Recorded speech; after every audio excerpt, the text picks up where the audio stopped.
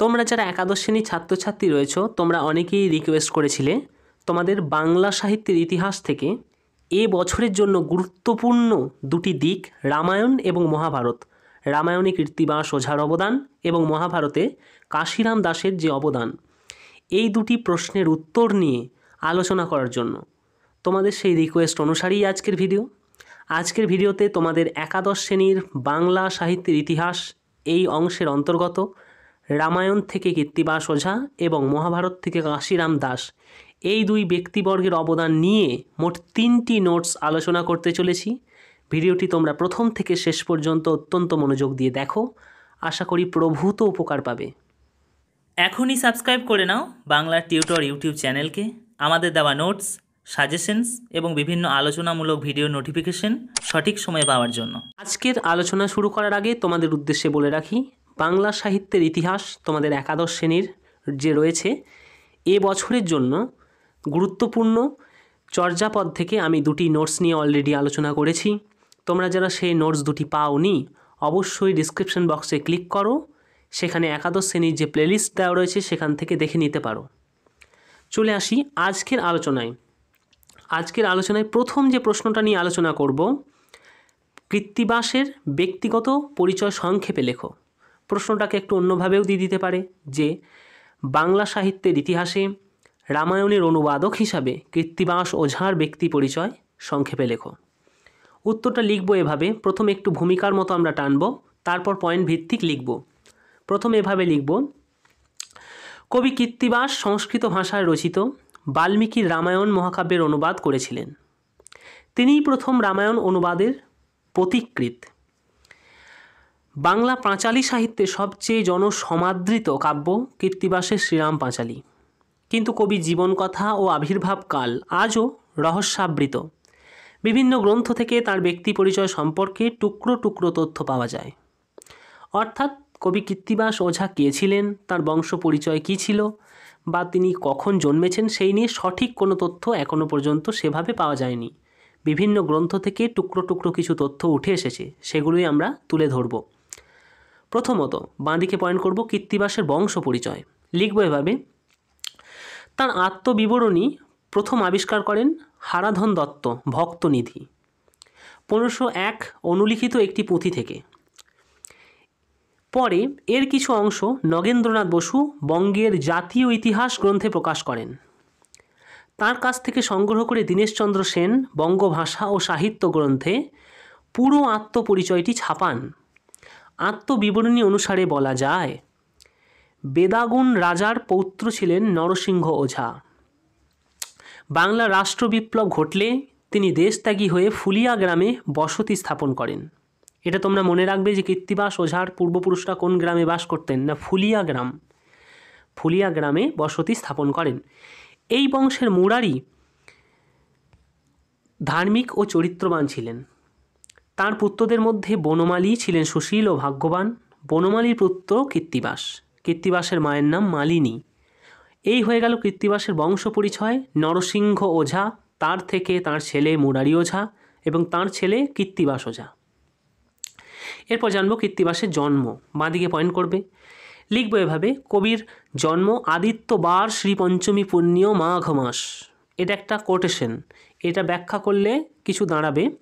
আদিত্য মানে রবিবার, অর্থাৎ মাঘ মাসের রবিবার শ্রী পঞ্চমী তিথিতে কবির জন্ম হয়। কোন মাঘ মাস কোন সালের সেটা কিন্তু জানা সম্ভব নয়। সেটা জানতে গেলে এখানে অনেক বিতর্ক তুলে ধরতে হবে, সেই জায়গা এখানে নেই। তোমাদের 11-এ অত লেখার প্রয়োজন নেই। এরপর বাঁদিকে পয়েন্ট করব, কৃত্তিবাসের শৈশব কৈশোর, কিংবা পয়েন্টটাকে কেউ এভাবেও করতে পারো, কবি হিসাবে আবির্ভাব। আমি বলবো দুটোকেই একসাথে রেখে দেবে। এরপর লিখব, কৃত্তিবাস মাত্র 12 বছর বয়সে শিক্ষালাভের জন্য উত্তর দেশে গুরুগৃহে পাড়ি দেন। শিক্ষান্তে অর্থাৎ শিক্ষা শেষ হলে গুরুর কাছ থেকে বিদায় নিয়ে গৌড়ের রাজদরবারে হাজির হন। গৌড়ের রাজার সরস বন্দনা মুখে মুখে রচনা করে রাজার আনুগত্য লাভ করেন। গৌড়েশ্বর সন্তুষ্ট হয়ে তাকে রামায়ণ লিখতে অনুরোধ করেন। রাজার আজ্ঞায় কবি সপ্তকাণ্ড রামায়ণের ভাবানুবাদ করেন। এই হয়ে গেল কবি কৃত্তিবাসের সংক্ষিপ্ত পরিচয়ের নোটসটি। চলে আসবো পরের নোটস, কৃত্তিবাসের কাব্যের জনপ্রিয়তার কারণ আলোচনা করো। এইটা সব থেকে গুরুত্বপূর্ণ এবছরের জন্য। কৃত্তিবাসের রামায়ণের জনপ্রিয়তার কারণ আলোচনা করো। প্রশ্নটা ঘুরিয়ে দিতে পারে। রামায়ণ অনুবাদক হিসাবে কবি কৃত্তিবাস ওঝার কৃতিত্ব আলোচনা করো। লিখব এভাবে, কবি কৃত্তিবাস ওঝা বাল্মীকি রচিত রামায়ণের হুবহু অনুবাদ করেননি। কৃত্তিবাস বাল্মীকি রচিত রামায়ণের ভাবানুবাদ করেছিলেন। ফলে বাল্মীকি রামায়ণের তুলনায় তাঁর রামায়ণ বাঙালির কাছে অনেক বেশি সমাদৃত হয়েছিল।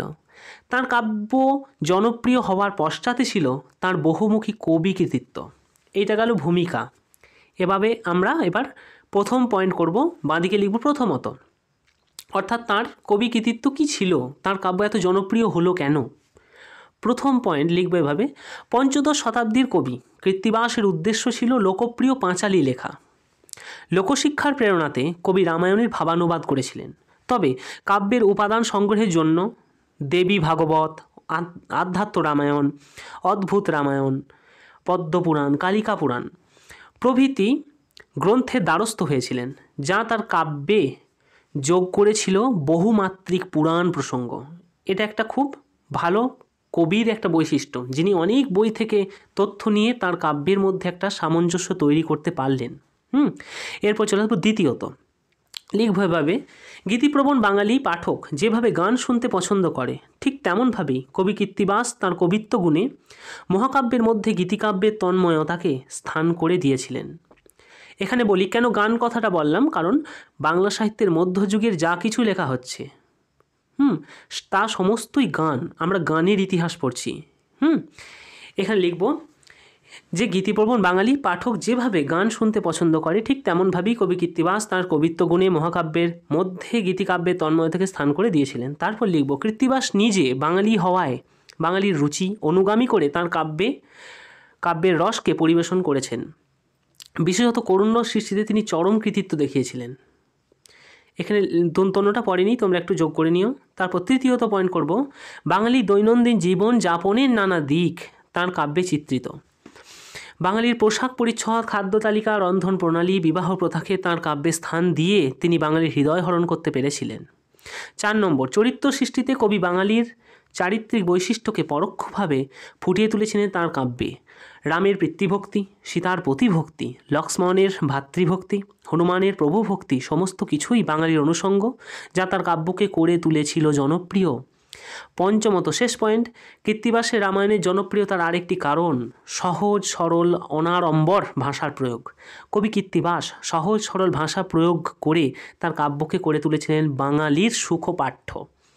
শেষ লিখব উপসংহার। পরিশেষে বলা যায়, উপরি উক্ত মানে উপরে যা কিছু বললাম সেগুলো উপরি উক্ত কারণেই মহাকবি মধুসূদন কৃত্তিবাস উদ্দেশ্যে বলেছিলেন, কি বলেছিলেন? কৃত্তিবাস কীর্তিবাস এ বঙ্গের অলঙ্কার।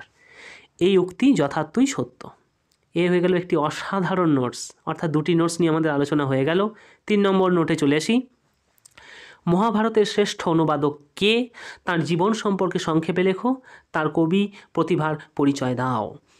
লিখব এভাবে উত্তরটা, প্রশ্নটা ঘুরিয়ে দিতে পারে, দেখে নাও। মহাভারত অনুবাদক হিসেবে কাশিরাম দাসের কৃতিত্ব আলোচনা করো। লিখব এভাবে, মহাভারতের সর্বশ্রেষ্ঠ অনুবাদক কাশিরাম দাস। এরপর পয়েন্ট করব কাশিরাম দাসের ব্যক্তি পরিচয়। লিখব এভাবে, কাশিরাম দাস বর্ধমান জেলার ইন্দ্রাণী পরগনার সিঙ্গি গ্রামে, এটা মতান্তরে সিদ্ধিও বলা হয়, সিঙ্গি গ্রামে জন্মগ্রহণ করেন। ধর্ম বিশ্বাসের দিক থেকে তিনি ছিলেন বৈষ্ণব। সপ্তদশ শতাব্দীর একেবারে গোড়ার প্রথম দিকে তিনি তাঁর কাব্য লিখেছিলেন। অনুমান করা যায় যে মেদিনীপুর জেলার অসিগড় রাজবাড়িতে শিক্ষকতার পেশায় নিযুক্ত থাকাকালীন রাজবাড়ির মহাভারতের কথকতা তাকে কাব্য রচনায় অনুপ্রাণিত করেছে। কেউ কেউ মনে করেন আদি, সভা, বন ও বিরাট এই 4টি পর্ব তিনি অনুবাদ করে স্বর্গলোকে যাত্রা করেন, অর্থাৎ তিনি মারা যান। দেখেন একটা পয়েন্ট যোগ করব, কোটেশন, আদি, সভা, বন ও বিরাটের কত দূর, ইহা রচি কাশীদাস গেলা স্বর্গপুর। এখানে কাশীরাম নয়, কাশীদাস কথাটা হবে। এরপর লিখব মহাভারতের অনুবাদক হিসাবে কাশিরাম দাসের কৃতিত্ব, এটা বাঁদিকে পয়েন্ট করব। লিখব এভাবে, কাশিরাম দাস মহাভারতের অনুবাদক হিসাবে শ্রেষ্ঠত্বের আসন অলঙ্কৃত করে আছেন। বাংলাদেশে 3 শতাব্দী ব্যাপী তার মহাগ্রন্থ ধর্মগ্রন্থের মর্যাদা লাভ করেছে। তার কারণ কি? প্রথম কারণ লিখব, ব্যাসদেব রচিত মহাভারত ও জৈমিনী মহাভারতের কাহিনীর প্রভাবে কাশিরাম দাসের মহাভারত পরিকল্পিত হলেও মূল মহাভারতের কাহিনী রস কোথাও খর্ব হয়নি। বাঙালির জনচিত্তে মহাকাব্যের রস পৌঁছে দিতে গিয়ে কাহিনীকে যথাসম্ভব সরস করেছিলেন। এটা একটা প্রথম কারণ কাশিরাম দাসের কৃতিত্ব। দ্বিতীয়ত বাঙালির সামাজিক পারিবারিক আদর্শ ও নৈতিক মূল্যবোধকে তাঁর কাব্যে গুরুত্ব প্রদান করেছিলেন। সত্য, নিষ্ঠা, ক্ষমা, ভক্তির মতো মানবিক গুণগুলিকে তাঁর কাব্যে স্থান করে দিয়েছিলেন।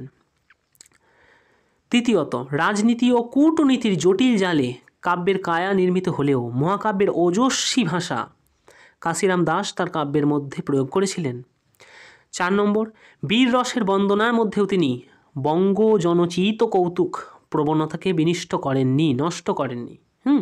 এটা 4 5 পয়েন্ট লিখব, তার কাব্যে চৈতন্য পর্বের প্রভাব বেশ গভীরভাবেই পড়েছে।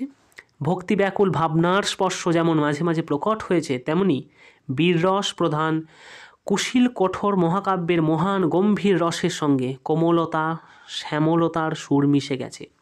অর্থাৎ তাঁর কাব্যে চৈতন্যদেবের প্রভাব আছে।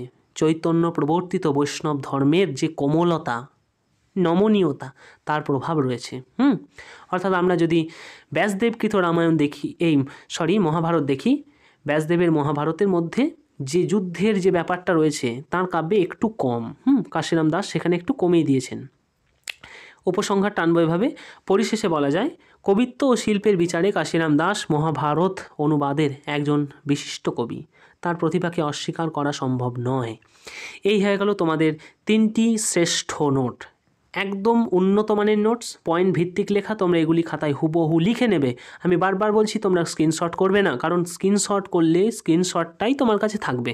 তুমি যদি লিখে নাও তোমার একদম রেডি হয়ে গেল, মুখস্থ হয়ে গেল। এই হয়ে গেল 3টি নোটস। তোমাদের যাদের এগুলি ভালো লাগলো অবশ্যই লাইক করবে, কমেন্ট করে জানাতে ভুলবে না, এবং তোমরা যারা নতুন চ্যানেলটিকে সাবস্ক্রাইব করবে এই ধরনের আরও ভিডিও পাওয়ার জন্য।